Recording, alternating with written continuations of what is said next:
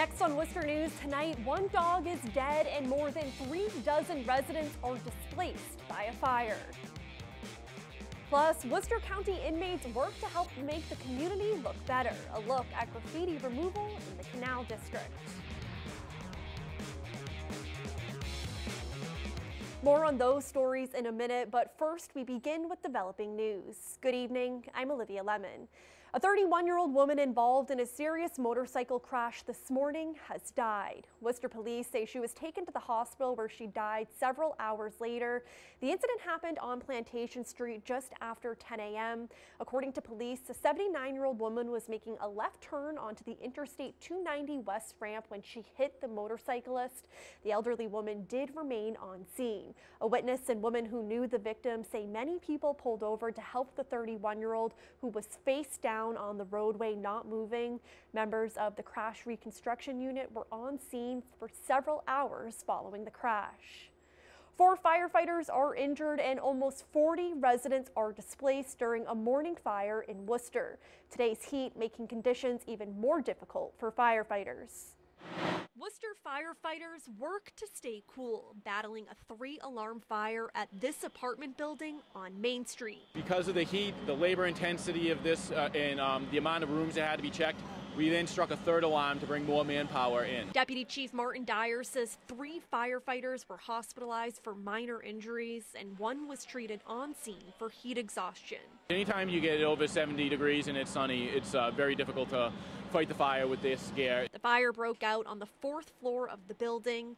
Catherine Rodriguez says she smelled something funny and opened her door to a cloud of smoke. I got my kids out and put them in the car, ran back in, tried to knock on a couple doors.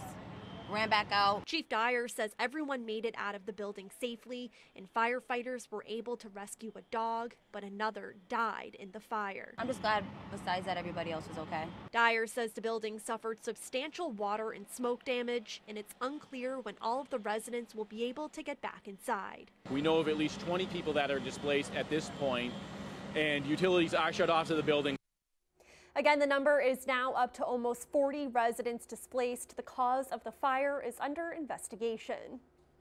A woman is lucky to be alive tonight thanks to an off-duty firefighter working at a restaurant. He says he doesn't deserve any credit. It's all in a day's work. Our Roslyn Flaherty joins us now with the story. Roslyn? Olivia, he still doesn't know who that woman is, but says he's just glad he was there to help.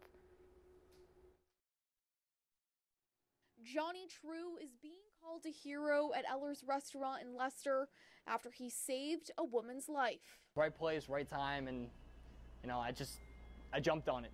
The part-time Leicester firefighter was working at his job as a line cook when a woman in the restaurant started choking. He sprang into action, seen in this video, running from the kitchen to perform the Heimlich maneuver. It took me 7 or 8 thrusts to dislodge whatever the piece of food was. Once the woman was okay, he says she thanked him and he went back to work like nothing happened. I asked Johnny, you need a couple minutes, want to go take a breath, and he's like, no, I'm good. True says he wasn't looking for any praise. He was trained to do the Heimlich when he was young, but never had to use it until now. And says being a firefighter, he felt like he needed to do something. It's always good to have that stuff underneath your belt. Get the food out and do it right. That's really what's going through your head. The owners posted about the incident on social media to give him the credit he deserves and says they're lucky to have a well-trained firefighter on their team. He's a very humble person who did a really outstanding thing. He also got a congratulations from his dad, who is also a Leicester firefighter. As for the woman, the restaurant says she was checked out by EMTs and is okay. Roslyn Flaherty, Worcester News Tonight. A Paxton farm is getting a little help from college students. A team of WPI undergraduates are creating a rainwater catchment system on Turnback Time's new barn. Rainwater from the roof's barn will be stored in a 1,500-gallon tank to water their nearby garden. Turnback Time is a nonprofit farm running nature-based camps, groups, and classes for students year-round. Founder Lisa Burris says the garden was hand-watered before their new watering system. In theory, but 3 to 8-year-olds aren't going to water a garden enough so that it actually produces crops. So this is kind of a game changer for us. We'll have drip tape in there. We can flip a switch and then the garden, it gets watered in a couple of hours, turn the switch back off, and we're good. And the rainwater system will protect the farm against a drought. Burris says their original water source dried up 2 years ago in a drought. Worcester County inmates worked to clean up the community Tuesday. Inmates were in the Canal District removing graffiti from several different businesses, doing their part to keep gang signs and other tags out of the city. Our Chandler Walsh joins us now with more. Chandler? Olivia, both public and private businesses who notice graffiti on their property can fill out a request in the sheriff's office to have it removed. The graffiti removal unit was back out again this year and already have a list of places to clean up. More graffiti is popping up in Worcester. I'm getting frustrated with all the graffiti on the buildings. It's definitely the warmer weather is when you see an influx of it. The Worcester County Sheriff's Office's graffiti removal unit was cleaning buildings in the Canal District Tuesday. This is their 4th year and they've cleaned around 100 properties across the county. Sheriff Lou Evangelitis says the graffiti is a public safety concern. You don't want gangs coming into a territory, marking territory. You don't want that in your neighborhood. The inmates are using garnet to remove tags. The tough mineral gets in cracks and grooves to shave down a layer of brick, and in just minutes the graffiti is removed, saving property owners hours of time and money. No building owner wants to incur the cost of cleaning up the property just because someone tagged it for 15 seconds and then we spent 4 hours removing graffiti.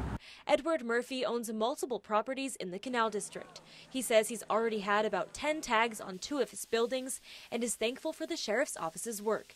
The DPW says they will clean up graffiti on public property, but if it's on private property, it's up to the owner. The city has a nuisance inspector that goes around, they notice it, they send you a letter. You have a certain period of time to clean it up. If you don't clean it up, they'll actually bring you into court, fine you, and get an order to remove it. The sheriff's office says they do their best to stay on top of graffiti removal because once there's one tag, more follow. They say cleaning them up helps the entire community. When the graffiti's on this building, it doesn't just affect this building. It affects the building across the street, it affects the building down the street. The sheriff's office says when they stay on top of removal, they notice less and less tags in those areas. Chandler Walsh, Worcester News Tonight. Several Worcester public schools are in need of repairs, some of them urgent. And as our Brittany Schaefer explains, a new report shows they could be upwards of $70 million. A new report finds $70 million is needed for urgent repairs on Worcester public school buildings. To replace buildings, we know it does cost a lot of money. According to the district, the average age of their schools is more than 75 years old. Superintendent Maureen Beninda says while South and Doherty High School upgrades are promised, more schools need repairs. We're really hoping that Burncoat High School would be the next one, and then probably Worcester East Middle.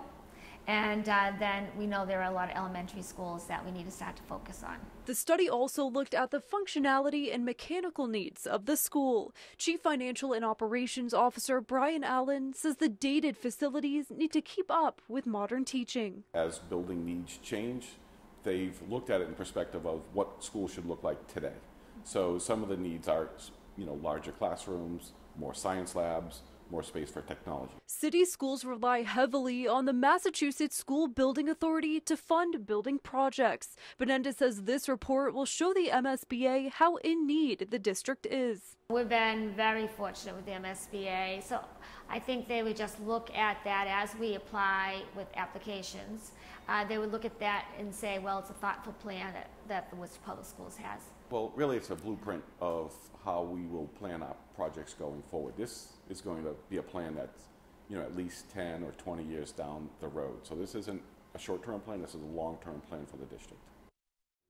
Allen says the district usually only sets aside about $2 million for repairs in the annual budget. He says himself, along with the school committee, will be meeting tomorrow to go over the new report.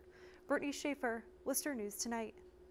Improvements to Worcester's public library, senior center, and the DCU Center are all part of City Manager Edward Augustus's 2019 capital improvement plan. The capital investments total $118.5 million. Improvements include changes to the first floor and main entrance of the Worcester Public Library, roof repairs to City Hall, and renovations to the DCU Center and Worcester Senior Center. The plan will also focus on the city's parks, parking lots, and roads. The manager will present his plan in front of the City Council Tuesday night.